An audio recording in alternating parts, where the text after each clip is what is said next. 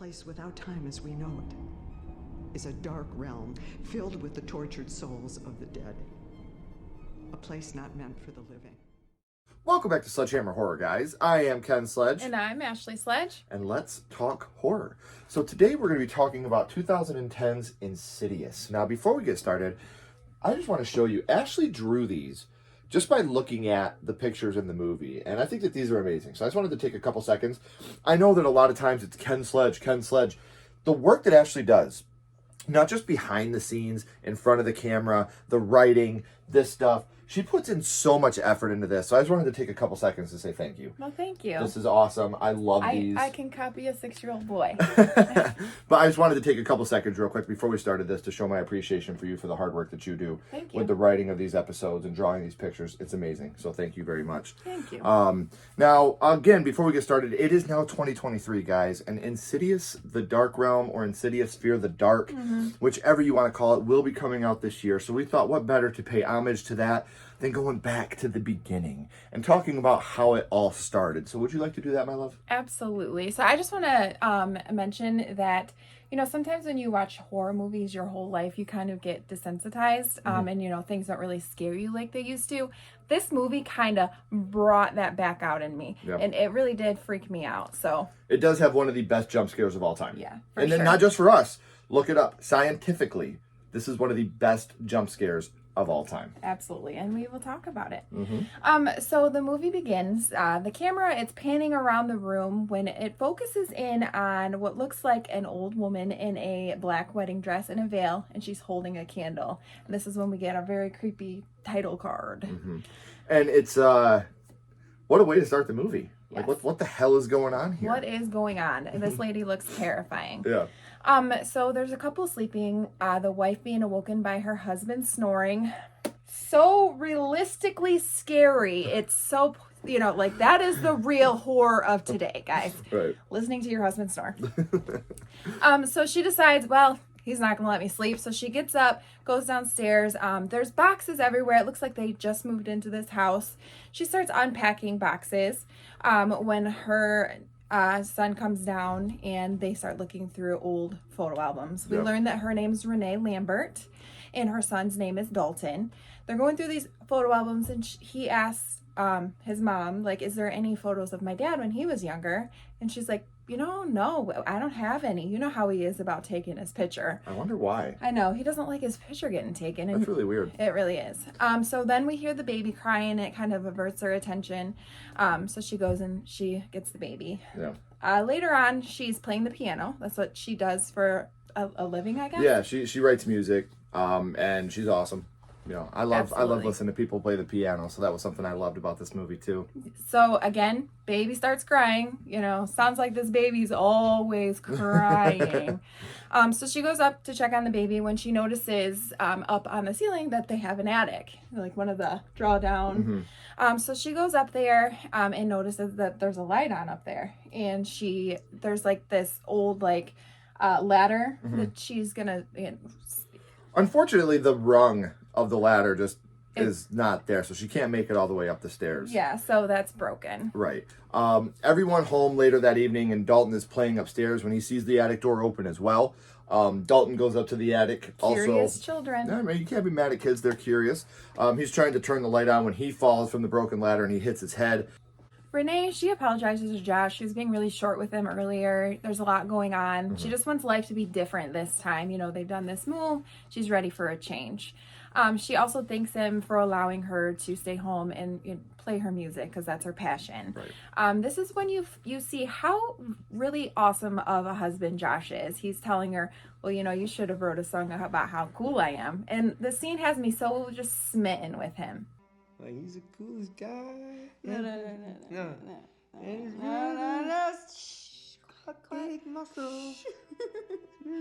Yeah, and the next morning, Renee asks Josh to go wake up Dalton for school. Dalton won't wake up. You know, a lot of panic. Dalton. You know, they take him to the doctor, and the doctor's like, you know, everything's coming back normal. We don't understand what's going on here, but he is in a coma. Which is another... This is real life horror, you know, for a parent or anybody's loved one. Right. You know, cousins, relatives, friends, not waking up, being in a coma. So they end up, we don't know what's going on. Right. He's in a coma, but we don't know why, which is also just so damn scary. Renee says, why can't he just wake up? There has to be something going on here. The doctor rudely takes a page and walks off like, I got to take this. My fucking kid, my kid's not waking up and you're just going to take this page. No, you get back here and you explain to me, like, what is going on with my kid. Right. So now we flash forward to 3 months later and Dalton is home. He has a home nurse who's trying to explain to Renee how, to do the feeding tube and things like that. His room is full of hospital equipment and Renee just looks so defeated at this point. Like, what's wrong with my baby? She tries to play the piano again when she hears like talking over the baby monitor, which, could be interference, right? Electrical things that does happen. She was listening to the talking and looking up the stairs. When you make out, I want it, I want it, I want it. And then a loud boom, and the baby starts crying. Renee runs up the stairs, but no one is in the room with the baby. Foster, the middle child, who definitely has middle child syndrome, probably even worse because his older brother's in a coma, and then the baby, she's constantly crying, so he is not getting mom or dad's attention. Right. The baby's always needing attention. Brother's in a coma, so they're always thinking about him. So Foster's just like, fuck it. Yeah. Yeah, he just kind of gets pushed and, pushed on the back burner. Yep. He tells mom, Renee, that he's scared of Dalton and he wants to switch rooms, and she's like, what are you scared of? He's in a coma, like, what's so scary about that? And he's like, at night when he gets up and he's walking around, and she just looks at him with like this confusion, like, what do you mean? Like, he's in a coma, he can't walk around. Right. Which this is like a one of those like, the hair on your skin rises. Like, wait a minute, this kid's getting up and walking around. Right. Like, what the hell is going on? Like, how is that happening? Yeah. So later that night, you see Foster, he is looking into Dalton's room and he goes to shut his door. And then all of a sudden you hear someone walking around. Yeah. So then Renee, she ends up telling Josh about, hearing the stuff on the monitor. And he feels like me. It's an electrical thing. You're probably getting some other transmission, something else picked up from somewhere else, which My wife's crazy. Like, I don't think it's that. I think it's just, you're not hearing things. Yeah. But you're hearing somebody else's interference. It could be a CB radio from a trucker. It could be anything with this type of electrical interference. This is when you hear a knock at the door and Josh goes down to see who it is, but there isn't anyone at the door.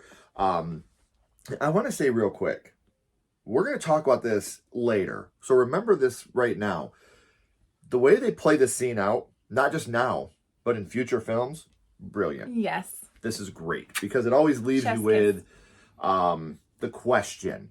And I love when movies, when they're written, they're already writing the sequels and playing this one into those movies. And again, we'll talk about this later because at the end of this, we're going to break down the whole franchise a little bit and talk about our excitement for The Dark Realm, or whatever the movie's going to be called. Right. I know it's up in the air right now, but I just wanted to point that out real quick. Remember this because we're going to talk about it again. A knock on the door.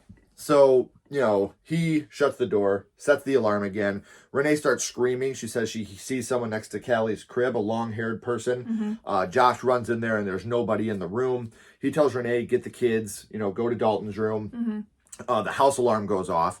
So he goes downstairs to the front door. It's wide open. He grabs a fireplace poker, shuts the door, starts walking around the house. Boom! The door opens and the alarm goes off again.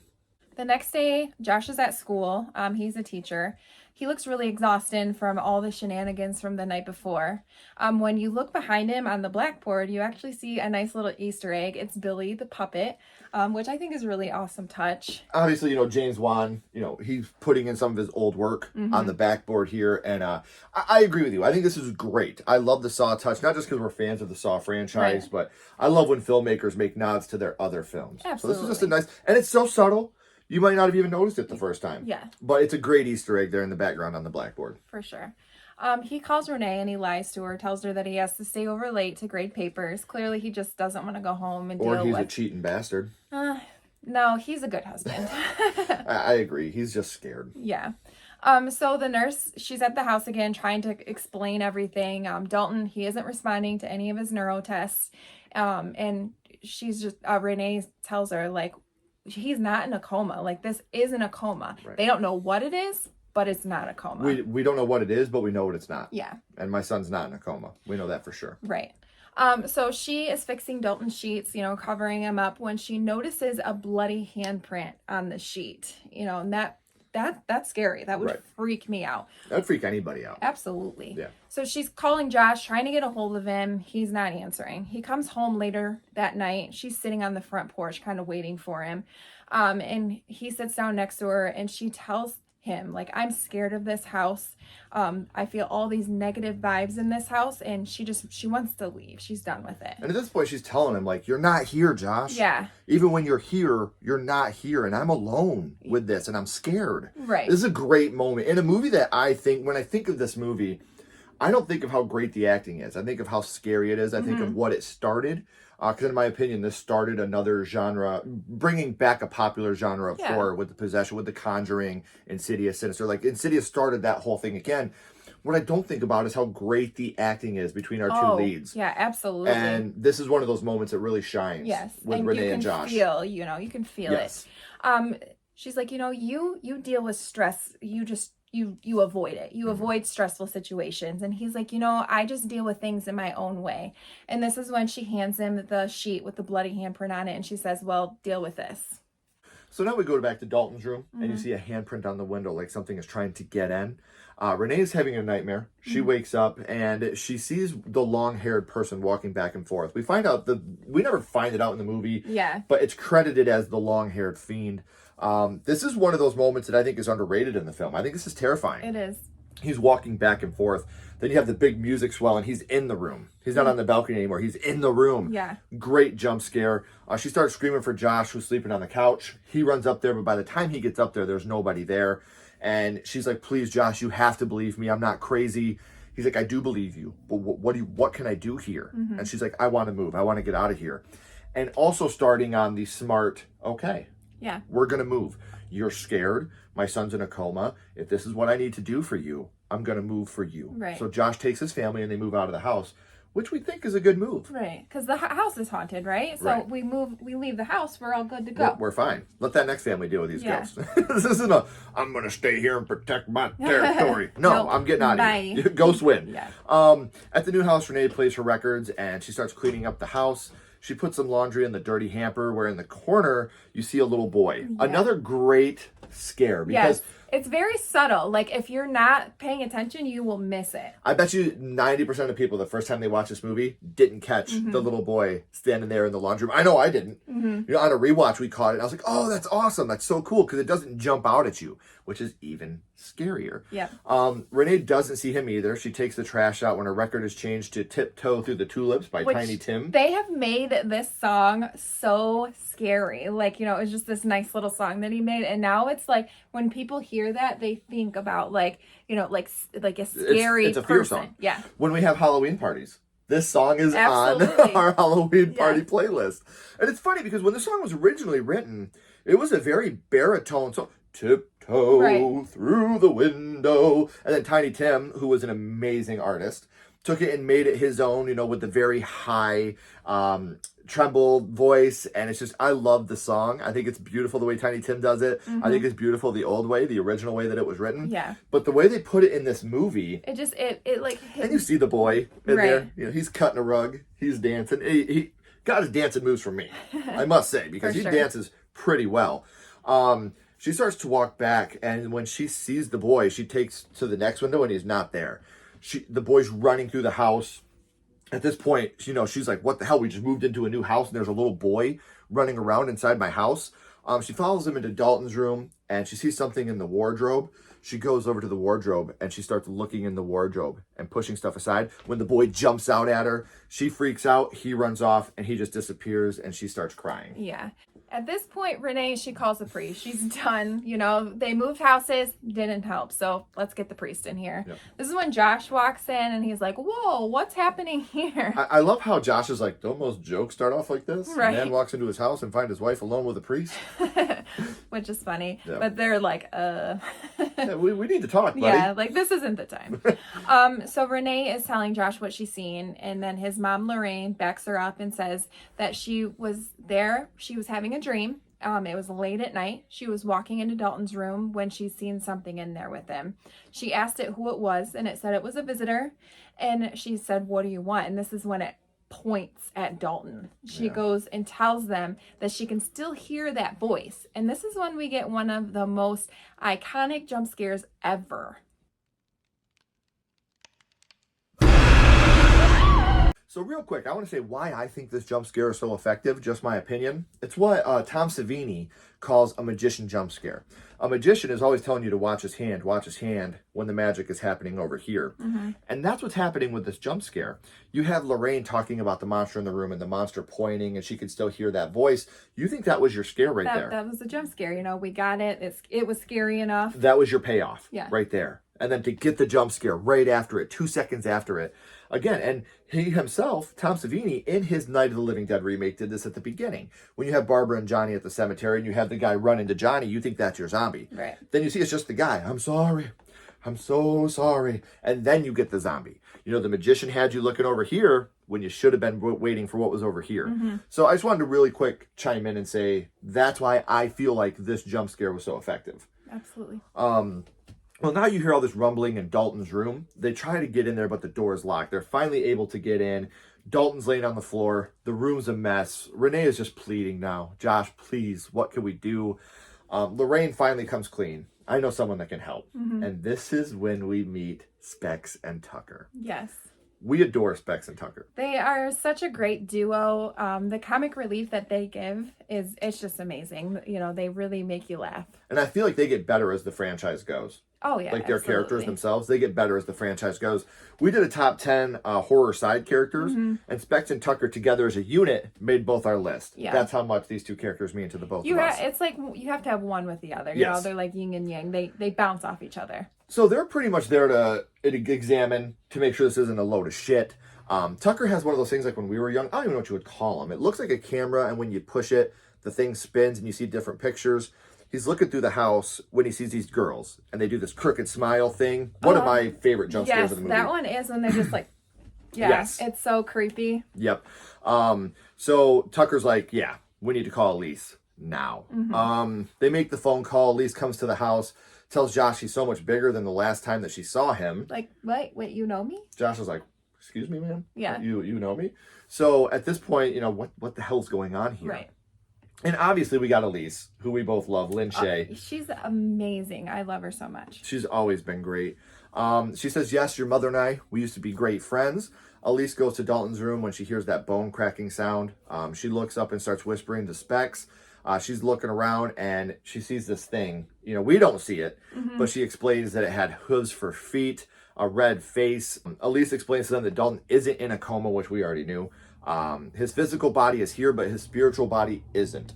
She asked them if they've ever heard of astral projection. It's when your spiritual body is able to leave your physical body. Dalton was doing this in his sleep. He went too far and he got lost. Renee's like, he got lost where? And Elise says, in the further. It's a place where time doesn't exist and spirits don't want to cross over. There's a demon who seeks Dalton's body to cause pain and suffering to him, and he's getting closer to possessing it. Renee asks Elise, is there any way to get Dalton back? And she says, yes, but I need your total trust. And Josh is like, at this point, he's like, no. He doesn't believe any of it, and he's pretty much like, this is a hoax. They're just trying to get money out of us. And Renee looks at him upset and crying, and she's like, you don't believe me? Like, she's just pleading, like she just wants her son back. And he makes all of them leave the house. What I love about this moment is Josh in this moment. Like, he's like, you're trying to take advantage of my wife who's sick. She's scared. And Renee's like, why can't you believe me? He's like, don't believe you. I moved for you. Right. I've done everything for you. Of course I believe you. But, she's seeing, like, my son's not in a coma.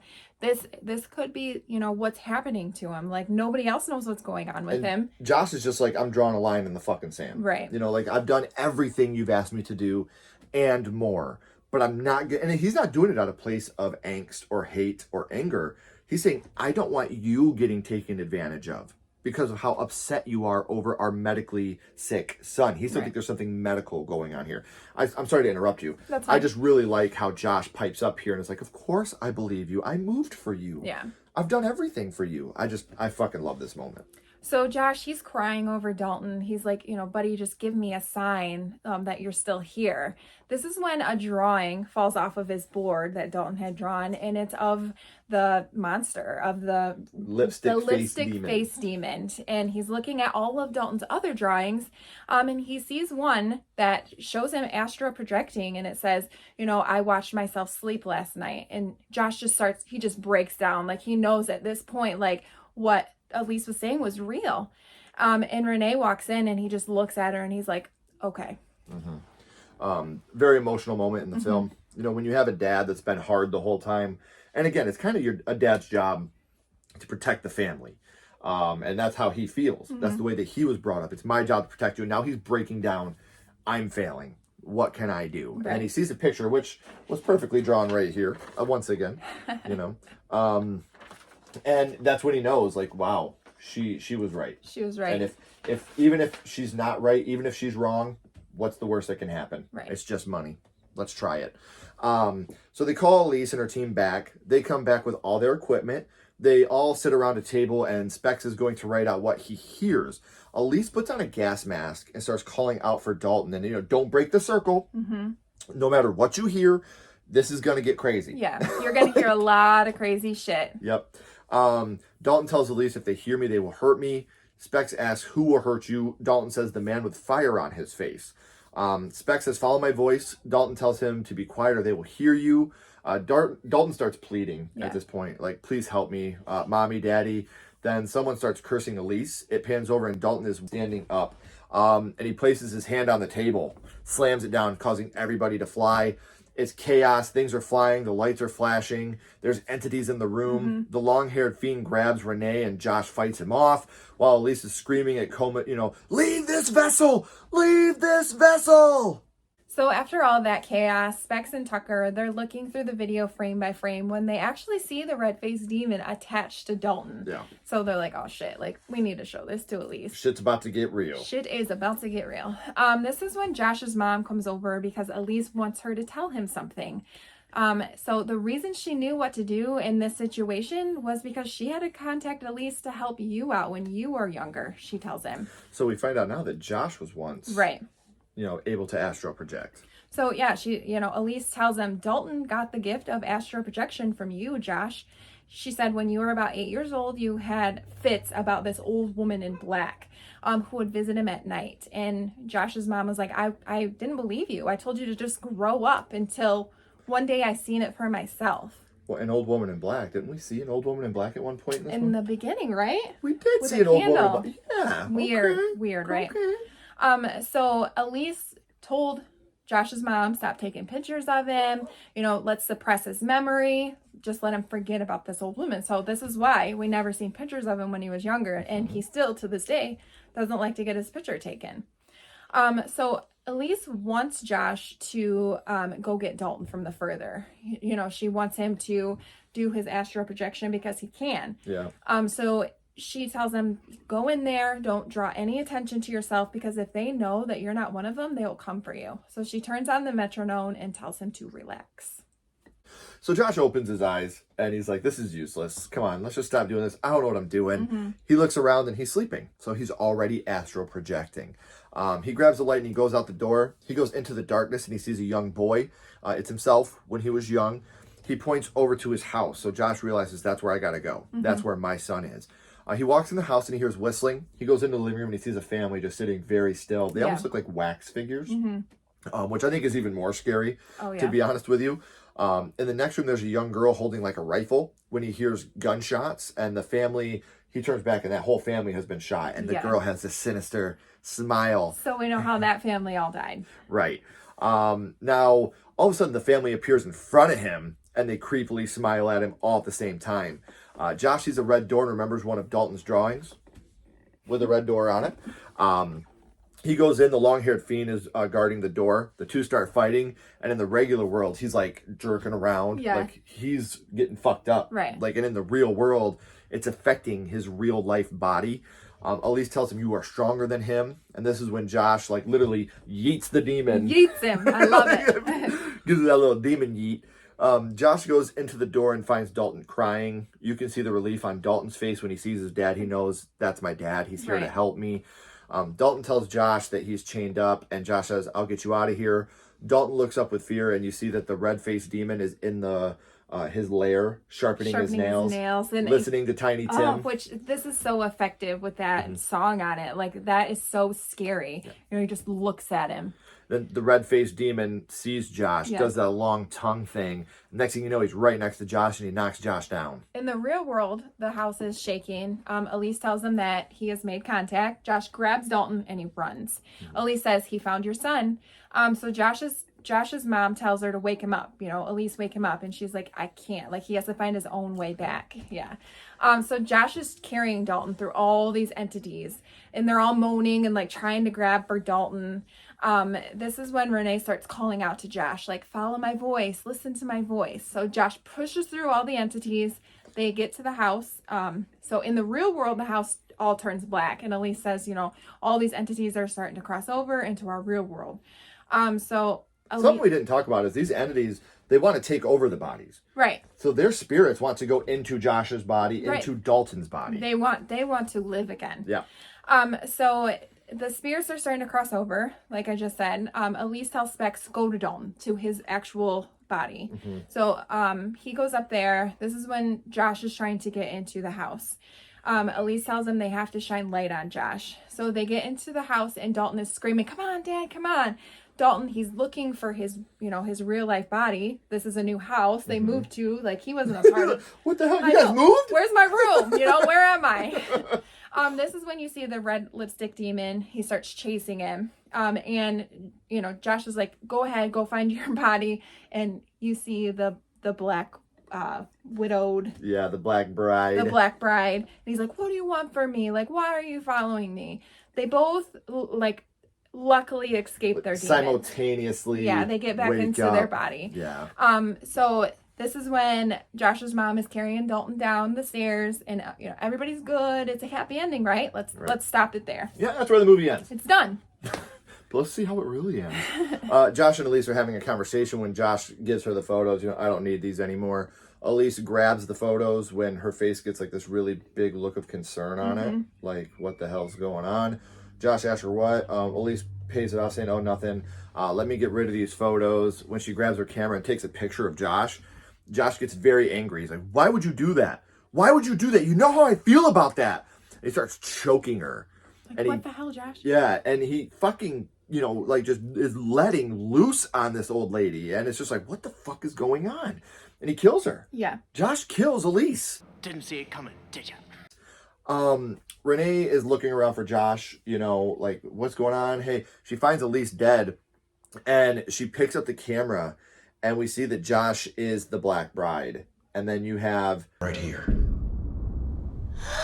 And the camera cuts. That's where the movie does end. So the black bride is the one that crossed over and got into Josh's body. That's a twist. That's very twisty. Now, that gets picked up in Insidious Chapter 2. Now, a question that I have... Would you guys like for us to do a video explaining the whole Insidious franchise from beginning to end, where we are so far, to get ready for the Dark Realm, Fear the Dark, whatever it's called? Is that something you guys would like to see? Because we would love to do that, a whole video explaining what the franchise means to us, instead of just a single episode of Didn't See That Coming on this movie, because I feel like this whole franchise is great. Oh, absolutely. Now, real quick, Insidious the Dark Realm, Insidious Fear the Dark. What is something you would like to see happen in this new chapter of the film? So we know that Dalton's older. I really would like to see the red lipstick demon come back. I feel like it's his demon, just like, how the Black Bride was Josh's demon, that this would be his demon that would come back, and we get a little bit more with him. Also, I know Elise is dead, which I think that they really are kicking themselves in the ass for killing her off in the first one, because she's dead, but she's been in... She's the main character in every movie. all the rest of them, and they killed her off, but she's such a great character and such a great add-on to this franchise. Like, they have to keep, they have to keep having her. So I hope she's in it somehow. Well, what if we could even go back? I mean, we know that when you're in... the further, time doesn't exist. Time does not exist. And a big part of that is what we're talking about earlier with Josh and the knock at the door. The reason the door keeps opening, as you'll find out in Insidious Chapter 2, and if you'd like for us to do an explained on all of it, please let us know down in the comments below. We would love to do that for you guys. But we want to make sure it's something you would like to watch. Josh is the one that keeps coming in the door. Right. You know, he's the one that's causing this all to happen simultaneously, because in the further, time doesn't exist. Right.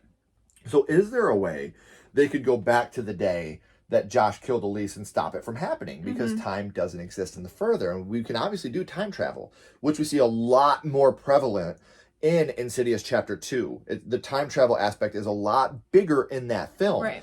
And I just wanted to say something that you were talking about a second ago with the lipstick-faced demon. I feel like he's the weakest villain in the whole franchise because we don't get enough of him. Right. In this movie, he's also with the long-haired fiend. They're kind of a 1-2 punch in this movie. The long-haired fiend is kind of like his bodyguard. The muscle. Yeah, the muscle for sure. Right. But also, he wasn't able to attach himself to Dalton, you know? So what would happen if he was? Right. So, I mean, you get in Insidious Chapter 2, you get a lot more about the Black Bride.